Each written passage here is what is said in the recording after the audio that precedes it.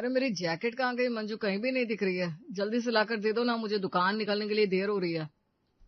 अरे जैकेट देख रही हो मम्मी जी, ऐसी गर्मी में ये आपके राजा बाबू जैकेट पहनेंगे।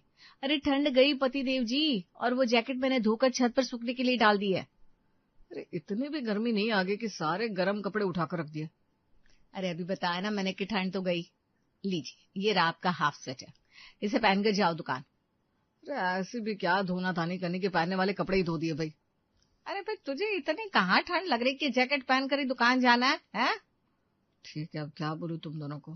सही लिखा गया ग्रंथों में कि घर में सास बहू की तकरार बनी रहनी चाहिए, नहीं तो क्या, नहीं तो ऐसे हालात बन जाते हैं कि आदमियों को घर से बाहर रहने पर मजबूर जैसे हालात हो जाए। अच्छा मतलब हम लोग आपको घर से निकाल रहे हैं, यही कहना चाहते हो आप? विनोदी, मेरी प्यारी विनोदी, एक कहावत तो तुमने सुनी होगी, ना निगलते बन रहा ना उगलते बन रहा। ये सुनकर मनीष बड़े जोर जोर से हंसने लगता है। नहीं मैंने कुछ नहीं सुना पापा, मैं चला। अच्छा, मुझे फंसवा कर तो चल दिया।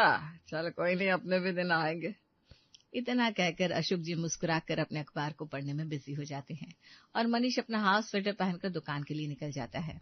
इधर सास और बहू साल की आखिरी ठंड को निपटाने में लग जाती है। अब आप भी सोच रहे होंगे कि ये साल की आखिरी ठंड कैसे होती है। चलिए हमारे साथ आप भी देख लीजिए। मंजू जल्दी जल्दी साग काट रही है, साथ साथ ढेर सारी गोभी, मूली और बथुआ भी रखा है। अरे बहू, ये इतना सारा एक साथ क्यों रखा हुआ है? आज कोई मेहमान आ रहे हैं क्या हमारे घर में? नहीं पापा जी, अब आपको तो पता है ठंड तो चल दी, तो जाती जाती ठंड में एक बार मूली तो एक बार बथुआ के, एक बार गोभी के पराठे तो बनने चाहिए ना। अच्छा ऐसा है क्या? चलो बढ़िया है, बनाओ बनाओ बहू। तभी विनोदी जी अपने हाथों में 8-10 गड्डी मेथी के लिए चली आ रही थी। अरे ये क्या विनोदी, अभी गिर जाती तुम। ये एक साथ इतना सारा क्यों लेकर आ गई भाई? अरे बस ठंड जा रही है तो सोचा मेथी सुखाकर रख लेती हूँ। कुछ के अभी मेथी के पराठे बन जाएंगे तो बाकी की मेथी सुखाकर पूरी साल कसूरी मेथी का काम करेंगे। अच्छा, ये ख्याल भी बुरा नहीं है। लेकिन ये तो बताओ कि वो इलाहाबाद वाली विमला बहन जी की यहाँ शादी में कौन कौन चल रहा है? अब ज्यादा दिन भी बाकी नहीं है, तो फिर मनीष से कहकर टिकट भी करवा लेते हैं। ये सुनकर मंजू के कान खड़े हो जाते हैं। कौन कौन से क्या मतलब है पापा जी, हम सब जाएंगे और नहीं तो क्या। अरे सब कैसे जाएंगे बहू, फिर घर को कौन देखेगा?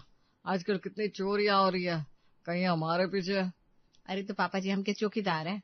अगर किसी को डाका डालना ही होगा तो हमारे रहते भी डाल देगा। मैंने तो सोच लिया, मैं और मेरे बच्चे तो जरूर जाएंगे पापा जी, बाकी किसी का मुझे नहीं पता। हाँ ठीक है बहू, तू परेशान ना हो, इस बार मैंने व्यवस्था कर ली है। इस बार सास तो आपकी जैसी वरना ना हो मम्मी जी। ये सुनकर विनोदी जी फूले नहीं समाती।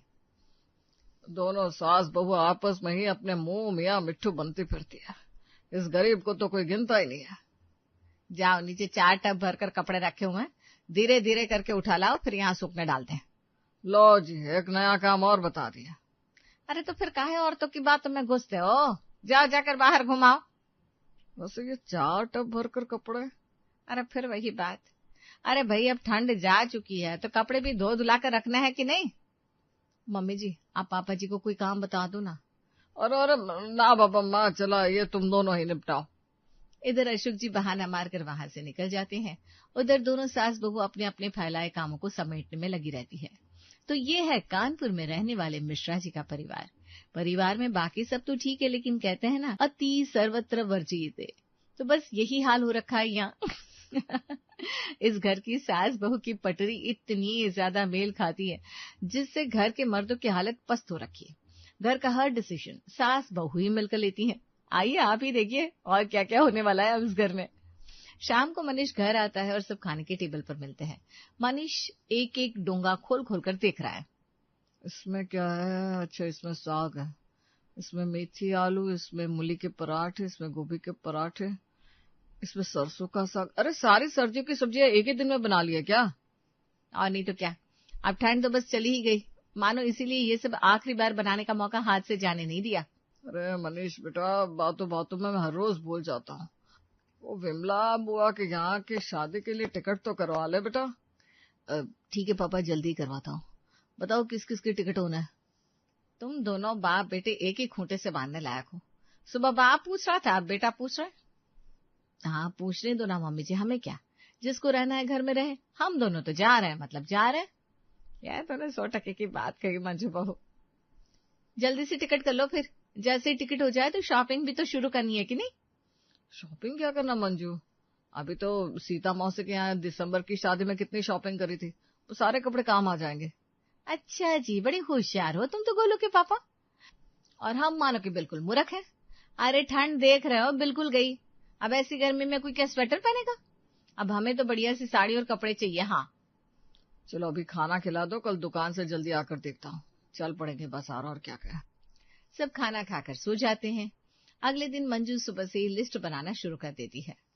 गोलू के लिए बढ़िया कंपनी वाली कैप्री जींस, सिमी के लिए बाबी वाली फ्रॉक, अपने लिए बढ़िया सी साड़ी। और हाँ अब की बार तो सोच लिया है कि इस शादी में ना हम स्लीवलेस ब्लाउज ही बनवाएंगे। अब भाई देवर की शादी है तो मंजू भाभी नजर आनी चाहिए। तभी विनोदी जी भी वहां भटकती हुई आती है। अरे क्या अकेले में बैठे बैठे बड़बड़ा रही हो मंजू बहू। अरे बड़बड़ा नहीं रहे मम्मी जी, बस सामान की लिस्ट बना रहे हैं।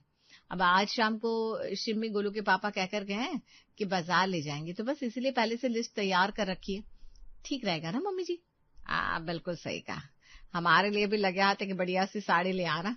हाँ हाँ मम्मी जी। और हाँ बहू, रास्ते के लिए सूट भी ले आना, मुझे आने जाने में रास्ते में बड़ी अड़चन होती है, ट्रेन में उतरो चढ़ो साड़ी बाड़ी नहीं जमेगा। हाँ मम्मी जी ठीक है, आप जैसा कहो। हम तो कह रहे हैं अब गर्मी आ ही गई है, ठंड तो अब गई ही मानो। अरे बहू इसमें मानने की कोई बात ही नहीं है, गई अब। हाँ तो मैं कह रही हूँ बढ़िया कॉटन का सूट ले आती हूँ। अरे बहू हो तो तुम्हारे जैसी है, एकदम होशियार। जैसा तुमको ठीक लगे वो कर लेना। सास बहू के बीच हो रही बातचीत ससुर जी दूसरे कमरे में बैठे बैठे सुन रहे थे। ये सास बहू अपने आप को दुनिया की सबसे होशियार औरतें मानती है, हम दोनों को ही ये लगता है कि इनके आगे सबके सब बेवकूफ है। अब एक दिन इन्हें अपनी ये होशियारी बड़ी भारी पड़ने वाली है। चलो अपने को क्या, अपनी कौन सुनता है, करने दो जो सही लगे। शाम को मनीष दुकान से जल्दी आ जाता है। चलो भाई आज शॉपिंग करवा लाते हैं, जिससे ये सबसे बड़ी टेंशन खत्म हो जाएगी और हम भी चैन की सांस ले पाएंगे। नहीं तो तुम हर रोज चित्रहार की तरह वही एक गाना बजाती रहोगी। अच्छा जी, हम एक ही गाना बजाते हैं, देख रही हो मम्मी जी। अब मनीष और मंजू बाजार जाते हैं। भाई साहब गर्मियों के कपड़े दिखाओ। बाजी अभी इतनी गर्मी भी नहीं आएगी गर्मी के कपड़े बेचने लगे। अभी मौसम में ठंडक ही है, इसलिए गर्मी के कपड़े तो है नहीं। अरे भाई साहब आप कैसी बात कर रहे हो, सर्दी तो कब की गई और आप कह रहे हो गर्मी के कपड़े नहीं है। आप बिना कमाल करते हो भाई साहब। वैसे ये भैया बात तो सही कह रहे हैं मंजू, मेरी मानो तो स्वेटर नहीं, गोलू और सिम्मी के लिए फुल टी शर्ट जैसे कपड़े तो ले लो। आप रहने दो, आपके हिसाब से कपड़े पहना है ना तो हमारे बच्चे पूरे के पूरे टेसुई लगेंगे। भाई साहब आप रहने दो, हम दूसरी दुकान देख लेते हैं, आपके पास नहीं है इसलिए आप बातें बना रहे हो। मंजू दुकान से जाने लगती है। अरे रुको रुको बहन जी, अगर आपको गर्मी के कपड़े चाहिए तो हम भी दिखा देते हैं। अक्टूबर तक तो यही बेचते थे, तो वो माल तो पड़ा ही है, लेकिन ये तो हमने बस आपको एक सलाह दी थी। और फिर मंजू अपने दोनों बच्चों के लिए कपड़े खरीद लेती है, फिर अपने और सास के लिए साड़ी भी लेती है। अब बारी थी मंजू के पसंदीदा स्लीवलेस ब्लाउज की। तुम्हें इसमें ठंड नहीं लगेगी मंजू मैडम? अरे नाम हमारा है मंजू, मंजू जहां भी जाए छा जाए। इसीलिए इस बार हमने थोड़ा डिफरेंट लुक रखने का सोचा है। और हाँ अब ज्यादा टाइम नहीं है तो हम तो बढ़िया रेडीमेड ब्लाउज ही ले लेते हैं, टेंशन फ्री। और फिर मंजू अपने लिए, अपनी सास और बाकी लोगों के लिए भी शॉपिंग कर लेती है। शादी के दिन जैसे जैसे पास आने लगते हैं घर की साफ सफाई और तेजी से बढ़ जाती है। बहू आज बाहर जो भी कपड़े पड़े हैं ना उनको भी हम धो धाकर अंदर रख देते हैं, जिससे शादी में जाने से पहले घर की सफाई हो जाए। हाँ मम्मी जी एकदम सही बात। इधर शाम को अशोक जी परेशान हुए घूम रहे थे। क्या हुआ पापा जी, अब कुछ परेशान लग रहे हो? अरे बेटा मेरा लोअर नहीं दिख रहा है कहीं, गरम पजामा तो इन लोगों ने पहन लिया अंदर रख दिया, अब लोअर भी गायब है। रुके मैं अभी मंजू से पूछता हूँ। मनीष मंजू से पूछता है। अरे मंजू वो उधर पापा परेशान हो रहे हैं, कह रहे हैं कहीं भी उनका लोअर नहीं दिख रहा है। अरे हाँ वो सर्दियां गई ना इसलिए मैंने पापा जी का लोअर उठाकर रख दिया। अब गर्मी में पापा जी लुंगी लगाते हैं तो उनकी लुंगी उनकी अलमारी में है। अरे बाबा इतनी सर्दियां भी नहीं गई अभी। लेकिन सास बहू अपने आगे कहाँ मानने वाली थी, जो उन दोनों ने कह दिया मानो पत्थर की लकीर हो गई। फिर एक दिन, अरे विनोदी इधर तो सुनो। बोलिए, कुछ ना कुछ काम याद आ गया होगा, बताओ क्या हुआ। मैं क्या कह रहा था, कुछ दिन से तो मौसम में कुछ नरमी है, तो बढ़िया सा लाल साग बना लिया जाए तो मजा ही आ जाए। अरे अब ये लाल साग बनाने वाला मौसम थोड़ी ना है, अब कहाँ लाल साग खाने का समय बचा है, हमें 3 दिन बाद तो निकलना है। लेकिन मम्मी वैसे पापा सही कह रहा है, चलो लाल साग नहीं तो बढ़िया सा टोमेटो सूप ही बनवा लो। क्यों मंजू, क्या कहती हो? मजा आ जाएगा टोमेटो सूप पीकर। अरे इतना काम पड़ा है घर में, सारे रजाई कंबल धोकर डालने हैं, अभी बच्चों के जूते धोकर रखने हैं। हमारा वश चले तो हम भले ही चाहे शादी में 2 दिन बाद चले जाएं, लेकिन अपने घर की ये सर्दी पूरी तरह खत्म करके ही जाएंगे। अशोक जी और मनीष दोनों अपना माथा पीट लेते हैं और अपने अपने कामों में लग जाते हैं। आज जी बस पूरी तैयारी ही मानो, थोड़ा खाने पीने का सामान भी बनाकर आज शाम को ही रख लेंगे, जिससे कल जाने के टाइम पर कोई परेशानी ना हो। सही बात है, बिल्कुल सही बात है। विनोदी साथ में बच्चे भी हो गए तो उनके लिए भी ठीक रहेगा। इधर विनोदी जी अपने काम में लग जाती है और देखते देखते तेज हवाएं चलने लगती है, आसमान में बादल घिरने लगती है।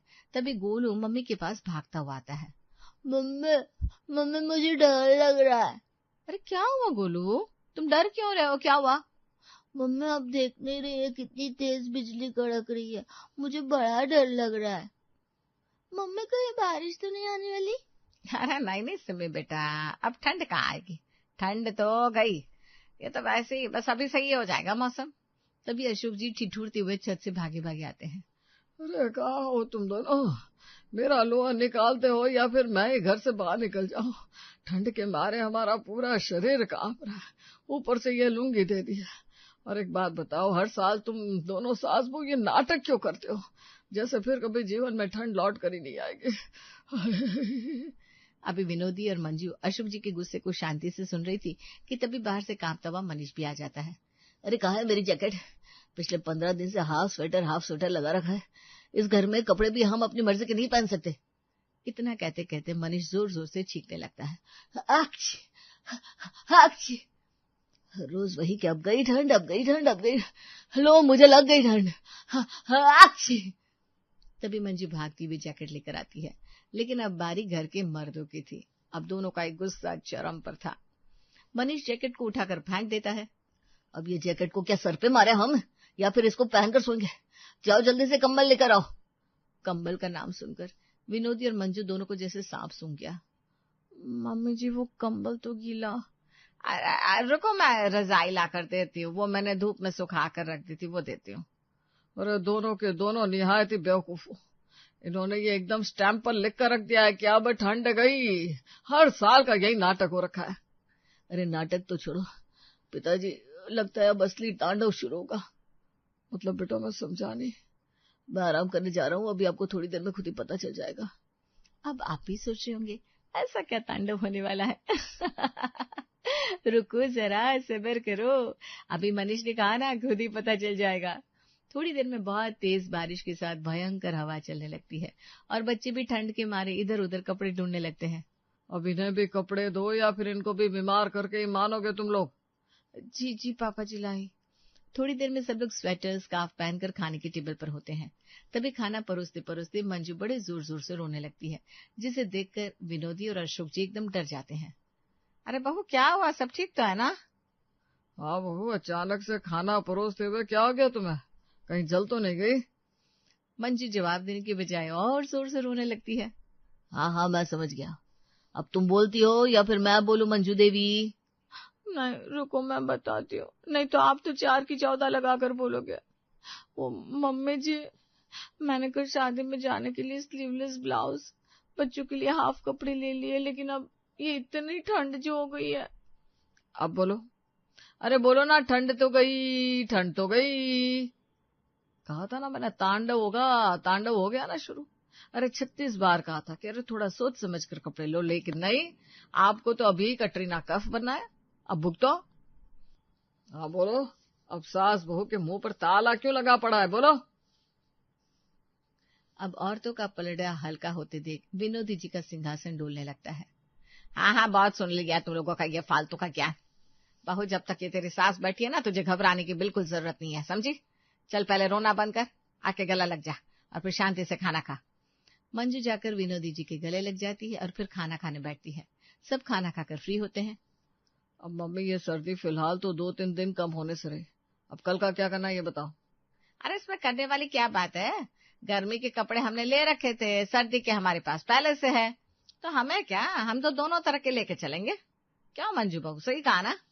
ये सुनकर मंजू ऐसे खुश हो जाती है जैसे उसे अली का खजाना मिल गया हो। अरे क्या सुटके की बात की है मम्मी जी आपने, मैंने तो ये सोचा ही नहीं था, मैं फालतू में रो रही थी। अगर मौसम सही हुआ तो थोड़ी देर के लिए मैं अपना स्लीवलेस ब्लाउज अपने फैशन में दिखा दूंगी। मतलब कुल मिलाकर वाट मेरी ही लगवानी है। अब इसमें तेरा क्या बिगड़ रहा है। अब ये इतना डबल सामान के पड़ोसी उठाएंगे मम्मी।